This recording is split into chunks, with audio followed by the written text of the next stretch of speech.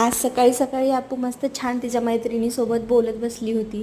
खिडकीतूनच त्यांचं रोज चाललेलं राहतं बाय बाय करणं आणि तिला बघून छान वाटत होतं, खेळत होती. तर नंतर मग मी माझा नाश्ता वगैरे करून घेतला. नाश्ता वगैरे झाला, तिला पण खाऊ घातलं आणि झोपी घालत होती. पण मॅडम कुठं झोपतात, लवकर झोपतच नाही, खूप सारे झोके द्यावं लागतात. नंतर मग तिला झोपी घातलं, झोपली.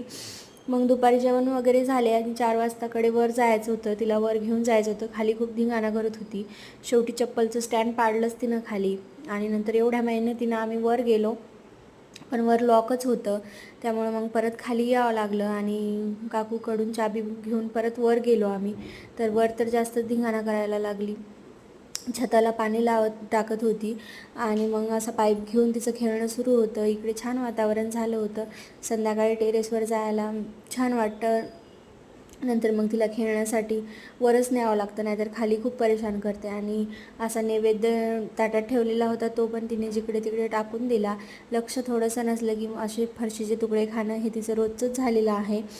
आणि माझं लक्ष गेलं की हसते आणि टाकून देते. नंतर नारळाच्या झाडाला खूप सारे नारळ पण आलेले होते, ते पण बघितले. आणि मग नंतर आपूला थोडा वेळ बसवा म्हटलं शांत. तिला जवळ घेऊन बसली, पण कुठं बसते ती, शांत बसतच नव्हती.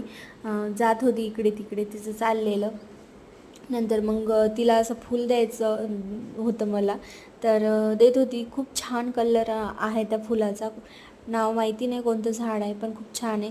तिला देत होती, तर तिने दिलं की लगेच तोडून पण टाकलं आणि असं ती करतच राहते धिंगाणा. मग नंतर खाली आलो खूप वेळ खेळून झाल्यावर, आणि खाली आलो तर असा पसारा काढत बसली कपाटातला. हे नाही ते करायचंच असतं तिला, काढायचाच राहतो पसारा. खूप सारा पसारा काढून बसते.